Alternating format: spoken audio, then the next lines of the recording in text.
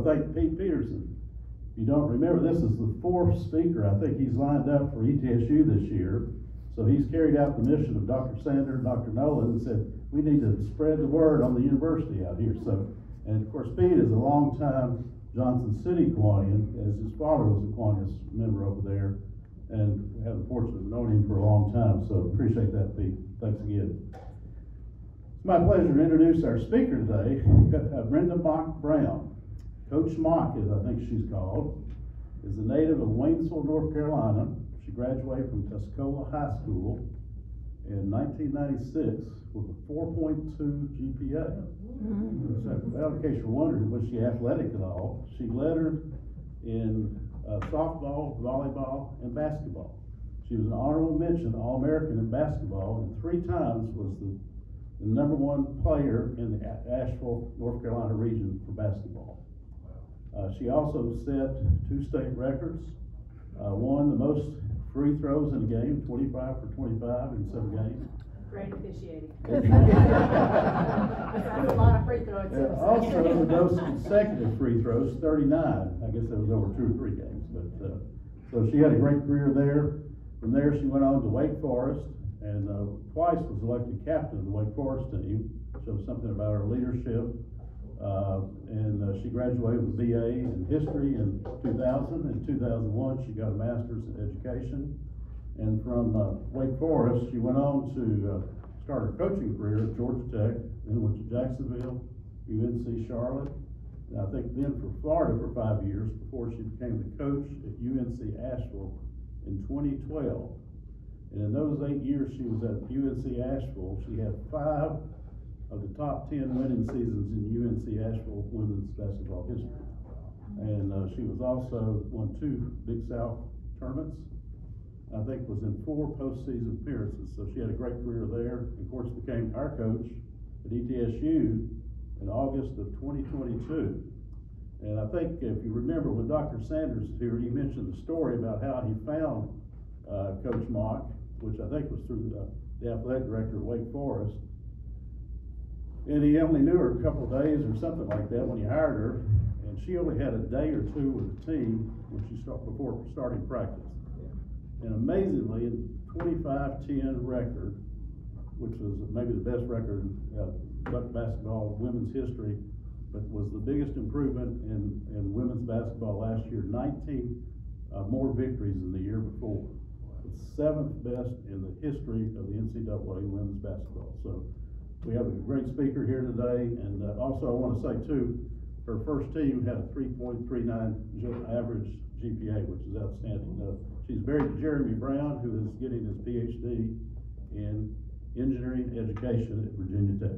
So it's our pleasure to introduce Coach Mock. Thank you, and just thank you for also to you all for the work. I was reading about Kiwanis last night, and I had heard about Kiwanis before, but I had not researched exactly what the core values are and the mission. And we're in the business of kids. I've just got older kids, but I still call them my kids, you know. And so just thank you for what you're doing, and hopefully, you know, I was interested to hear that clubs are decreasing. My prayer is that won't happen. That there will be more people in this community, in this region, that are interested in joining the great work that you all are doing. So that is my prayer for your club and just this region. So just thanks for having me. You know, Pete said talk a little bit about last year's season and give you all a pep talk. I didn't know if anybody was going to be upset that I did spend time at the University of Florida. As I'm looking at the T's in the room, I did spend 5 good years there and had no idea. Are you a Gator? I wouldn't admit that here. But I did have 5 great years there and was introduced to SEC football. That's a little different, you know. I did go to an ACC school, and they're not bad, but that was a different level of excitement. So I have become, by way of moving here and becoming a Tennessean, I pull for the Vols. It's exciting when they're doing great things. But you know, the Lord brought Jeremy and I here. It was an interesting story. Doc maybe shared a little bit about that. And you know, a lot of great things in life come from failure and rejection, and that's what I talk to my kids about a lot.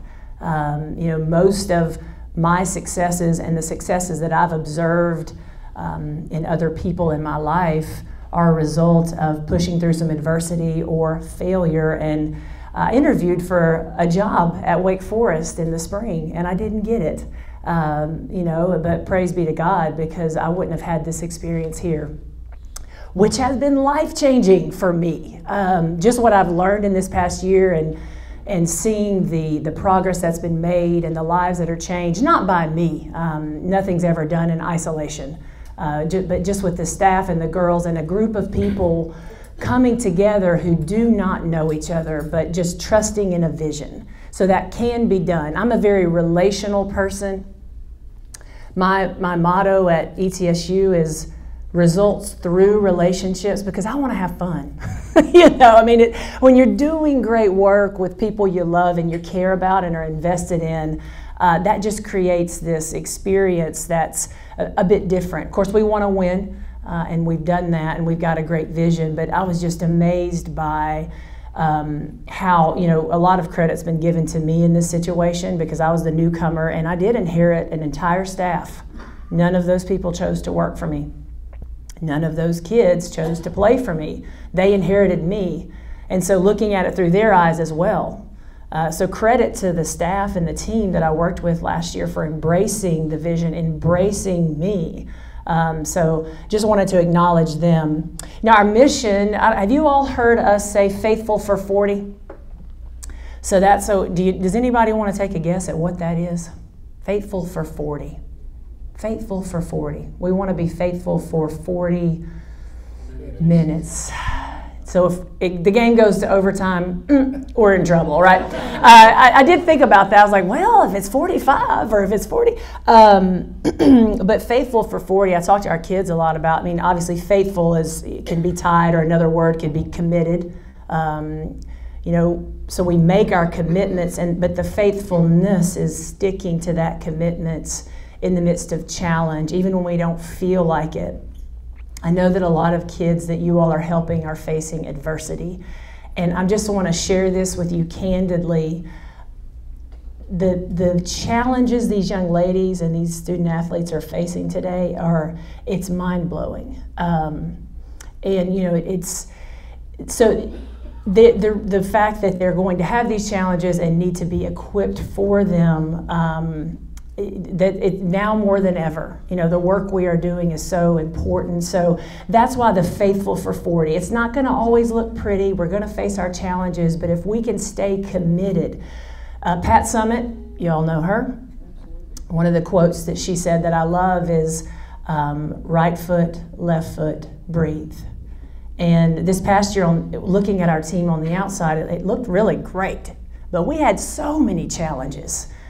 Individual and collectively, but I will say one of the lessons we learned is, you know, embracing adversity and struggling well. We're all going to struggle, but there's a difference between struggling poorly and struggling well. And struggling well doesn't mean let me just pick myself up by my bootstraps and just keep on going and sweep everything under the rug.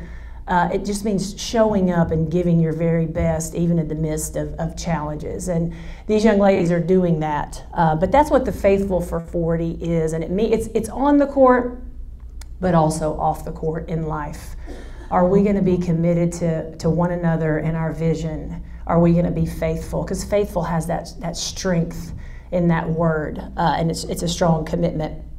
So last year I spoke at commencement. I think they must have struck out on first, second, and third. When Kim McCorkle, well, Pete, I mean, I really was a little bit shocked. When Kim McCorkle emailed me, and then I got on the phone because I requested a phone conversation after I read the email. Would you be able to speak at commencement? And I thought, is there a reception before commencement? Is there a pep talk for the faculty? Is there something else she's talking about besides the commencement? And she said, no, we think you'd be great. Well, it was about 5 weeks away. So don't y'all think I mean, don't y'all think I was probably third or fourth choice? Anyway, I said yes. I said yes. That may or may not be true. And I since have learned they do choose in-house speakers a little bit more than I was familiar with, which is great. People that are in the ETSU community rather. And so anyway, I wanted to share, and I enjoyed it. I will say it was such a weighty responsibility. I don't think I've ever felt the weight of, this is the final day. These folks are graduating. This is important. And so I started asking people, and I can ask this group here, do you all remember, those of you who had a commencement for high school or college, do you remember your speaker? Raise your hand if you do. See, you all remember, right? But the people I was asking, I don't really remember who that person was. And I didn't necessarily want to be remembered, but I wanted to say something memorable. I wanted to say something of significance that they could actually use. So it went, I think it went fairly well, and I just wanted to share just a couple of things with you from that. And then after that, I just wanted to briefly talk about our team this year and then open it up for any questions you all might have that's something you want to hear about. But the first thing this team did, and I've said it already, was value relationships, because again, results through relationships. Something cool that we did with our kids, and in order to establish these meaningful relationships, we got to know one another. We've got to go below the surface. We've got to listen to someone, not just to respond. Who's guilty of that? I mean, me and a lot of my conversations. When you're talking, I'm just thinking, oh, I got something for that. I got something for that. I'm not really listening to you. So listening to understand who I'm speaking with, not just respond and have a clever response or a solution, because we can't fix everything. So we really worked on that. But a neat activity we did for the kids was history, heartbreak, and hope. And this might be something you can use in your community to get to know each other in your family. But we had each of those kids share something, something about their lives before they came to ETSU. Could be childhood, could be their recruiting process, whatever they wanted to share. That was the history. And then we had some vulnerability. We shared some heartbreak, just so we could relate to one another in that we all are going to have it. We've all had our hearts broken through circumstances. Sometimes we're at fault in those. Sometimes things are happening to us out of our control. And so they shared those things. And then hope, something that you hope in. And you just saw walls fall, a different level of understanding, and again, a different desire to work for that person next to me because I know them. And a shared experience of we've all been through a lot. And so I loved that, and I really do think that helped us. That gave us that extra measure, that extra something that those of you who maybe came to see us play could see. The energy and the excitement that these girls were playing for each other. This one's really cool. I think every member of the team understood their value. So a question I ask these young ladies often, we circle up after practice and say a few things, announcements, how to, a little debrief on how the practice went. But a question that I ask them often is, if you left this circle, what would we be missing? Specifically, because you are not here. And some of the kids, they're not thinking, they're thinking about the collective value, but what do I bring? And because y'all know that every human has dignity and purpose. And it's really important for these young ladies and these kids that we're working with to understand that, because they can feel so, when they're looking at others, they compare and I wish I could offer what she did, or I wish I had that, not seeing their own value. So that was really cool because we were able to get them to articulate eventually, okay, this is what I bring to the team that no one else can bring. And it was interesting too, when they couldn't figure that out on their own, their teammates would point, this is what you bring, Sarah, this is what you bring, Journey, this is what you bring. And it was such an encouragement. But everyone has value. Because oftentimes, what do you get? And if you come to the game, so who's the leading scorer? What's the other question? Do you start? And I understand that. People mean well, they're curious about the team. But also, everything adds, every role is important. Doesn't matter if you're the leading scorer or the 14th kid. The value you're bringing to the table is immeasurable. And so I love that little exercise. All work is valuable. So what John didn't tell you is I was a college basketball coach for 18 years. So I spent 10 as an assistant at those various universities. And then I was 8 years a head coach at UNC Asheville, and I met my husband. I'm sure many of you are married or have been married. Doesn't that change your life? So see, I haven't been married that long, y'all. 5 years. So I was 40, slow learner. I was at first marriage. So I was 40 when I got married, and my husband was teaching at UNC Asheville in a joint engineering program we had over there with NC State. And so he had a master's, and we just felt the Lord was in that second year of marriage, which was 1920, right before COVID was hitting. We just felt the Lord pressing on us that our time was up, that he had a different vision and a different direction for us. So here I was 18 years into coaching. I had done nothing else. I loved it. And there was a little pushback. I struggled with that. I'd always been a coach. And although I know that my identity, I have head knowledge that my identity is not in what I do, but I had a hard time applying that. And so anyway, the short version of the story is I resigned at the end of 1920. After that 5th winning season in a row, we had several returners coming back. Our tournament was cut short. We were one of the tournaments that was cut short because of COVID. And then I resigned that April. And something I learned in those 2 years, I learned a lot of things. But something that I was really convicted about was, I really felt, even though I know that all work is valuable and that everyone is valuable, I felt like I was real important because I was a coach. And the Lord really put me in some humbling situations.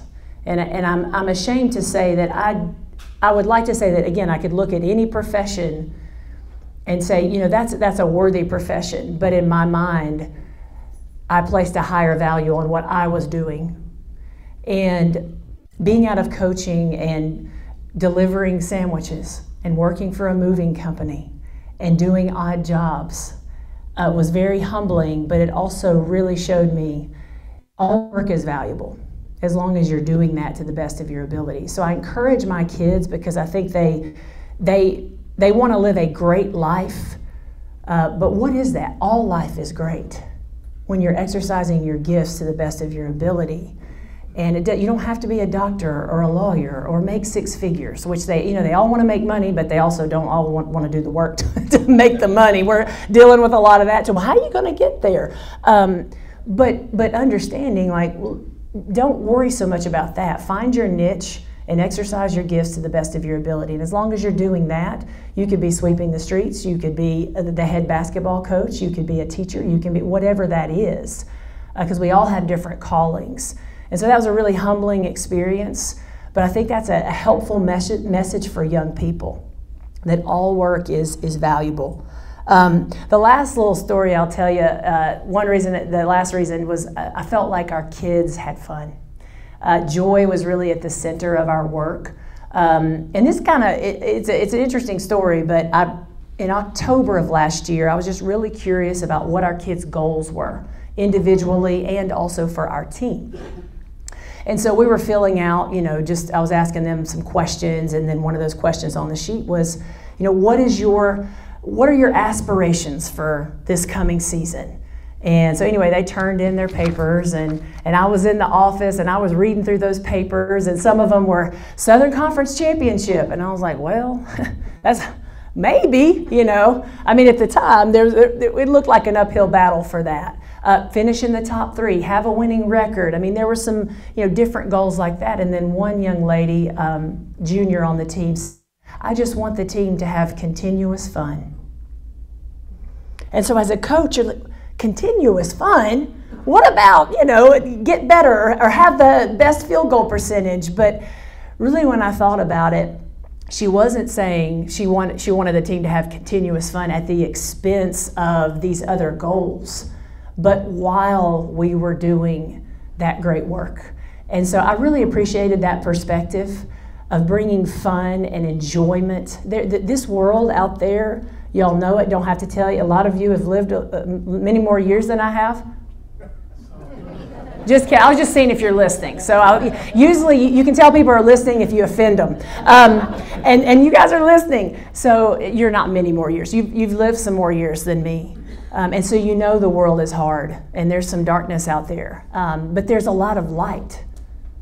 There's a lot of light, and you all are light.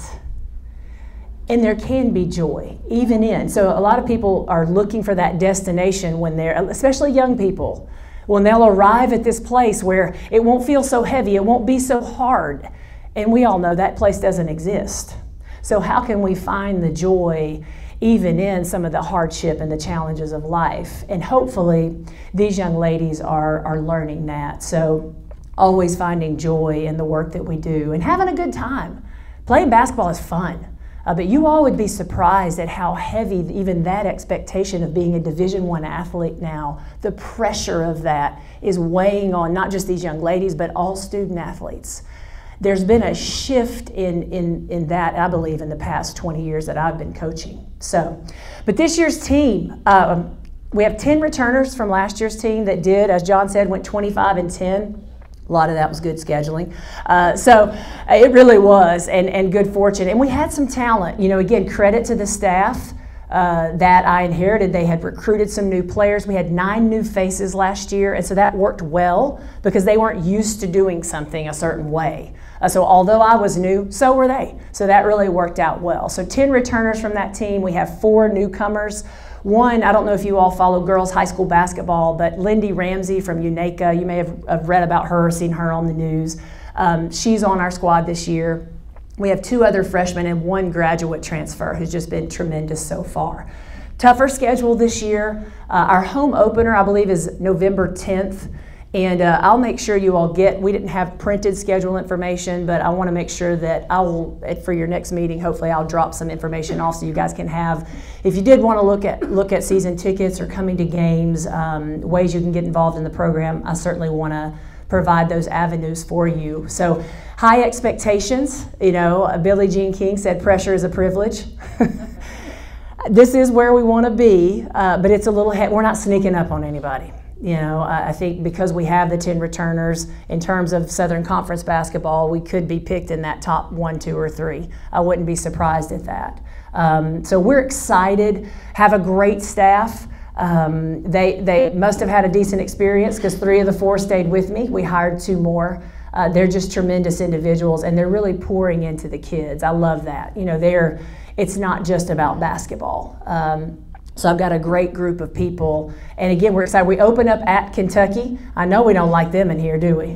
No, we don't like them. So we're November 7th at Kentucky is our opener. And then, like I said, November 10th, which is a Saturday, that'll be our first home game. I think that's at noon. Actually, it's an early start time. So with that being said, are there questions or things folks would like to know about ETSU athletics? What we're doing down there, or our basketball team in particular? I'll take the question in the back. Yes, sir. 7 days a week, what times do the days start, what times do they end, and what do you do all that? So for me or for these kids? The team. Oh, I was like, well, this morning I woke up at 6, got some reading in. I usually get a workout. I'll continue.